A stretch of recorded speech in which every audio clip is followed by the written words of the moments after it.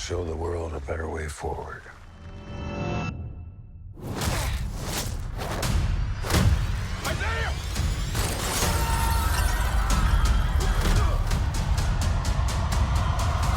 I need that BlackTree TV.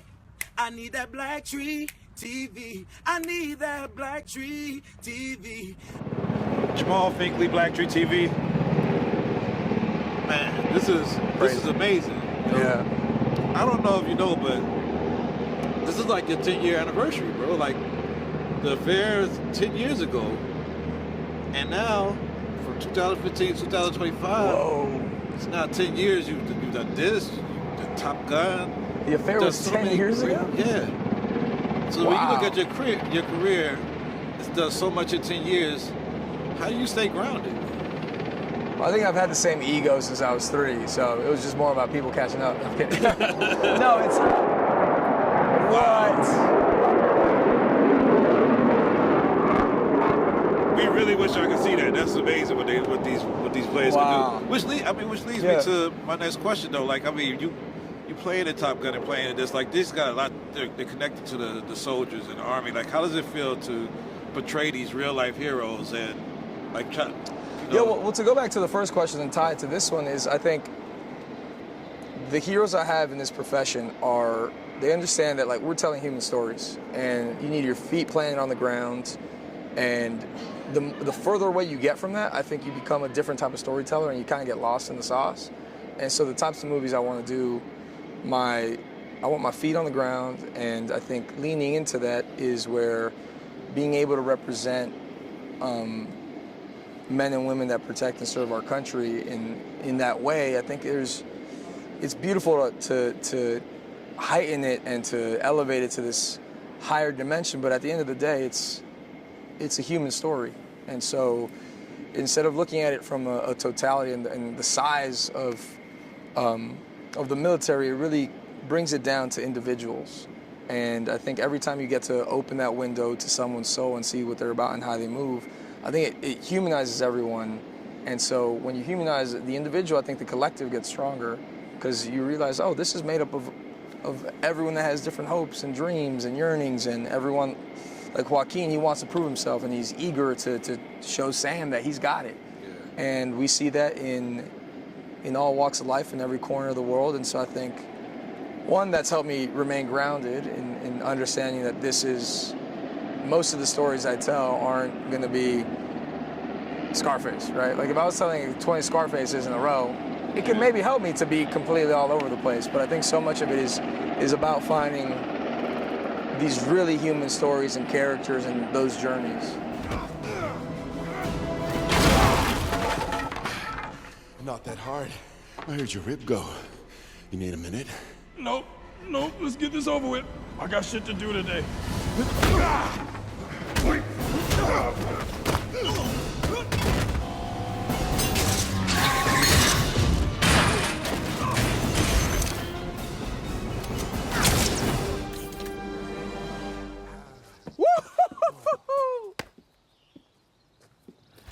Damn, nobody saw that.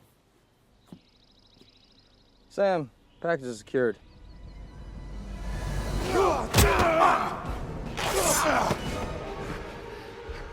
I'll add your star to my collection.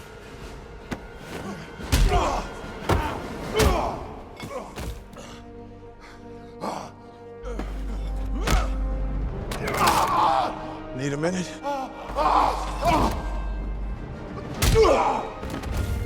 That's what I thought. How did playing Joaquin on Falcon and the Winter Soldier, the Disney Plus series, help build this character? Like, did you have to use that in this film also? What was going from there? Well, there was I keep saying this for many different facets just because of how many similarities there was between myself and Joaquin. So it's like art imitating life and life imitating art, where I was told on the phone, yo, you're Falcon. And I was like, all right, bet, this is awesome. I show up. The story is about Sam taking on the shield, and so it was about finding the right time to put the wings on, and it turns out for the show, it wasn't right.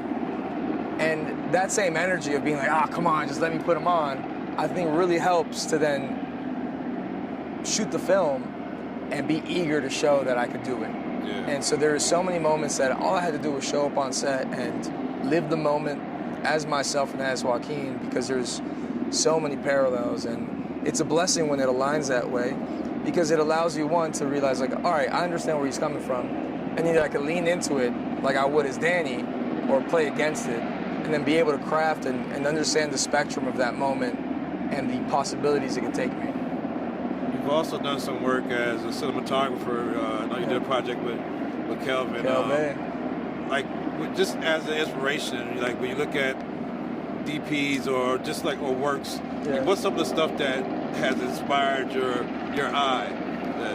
Well, to reference that thing we shot as my first like credit as a cinematographer, acting has opened a lot of doors for me, because I got to call Claudio Miranda and Marcel Rev and ask them like, yo, I'm doing this thing. Any tips or tricks or hints or like anything that I could think of abstractly, and I think there's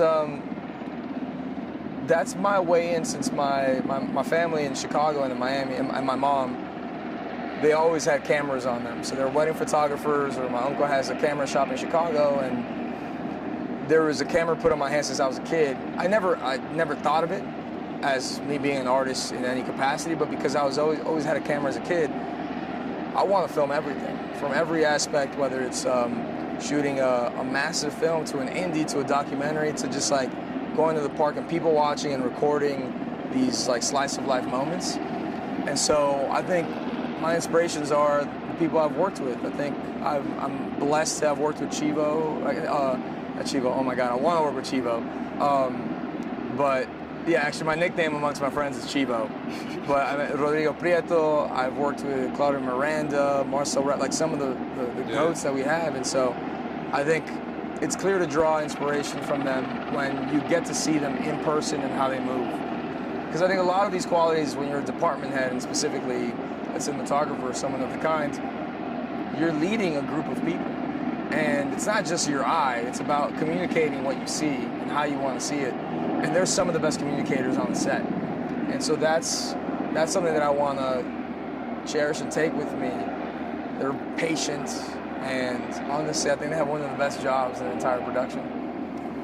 Here's to 10 years and hope 100 years more on screen. I hope so, man. It's crazy. Yeah, Dominic West was the best way into my first ever job. He was there cracking jokes and just making it like such a, like, I don't know, I've seen that same trend with everyone, and Dominic West made it so easy for me. Yeah. He was like, all right, you had 5 lines. He's like, the first line, you lost, like, essentially he's like, you lost the puppy. The second one, you found the puppy, but then I want to hear you like, I want to hear in your voice, I got a terminal illness. And then the fourth one, you've made a recovery, and the fifth one, you're like moving on. And I was like, what, bro? What? And then we just started cracking jokes the whole time, and he just made these 5 lines as moving kid number 2, or number 1 maybe. I might have been moving kid number 1. But he made it so easy. One now. Yeah. Sure. Well, I appreciate it, brother. Thank you. Thank you.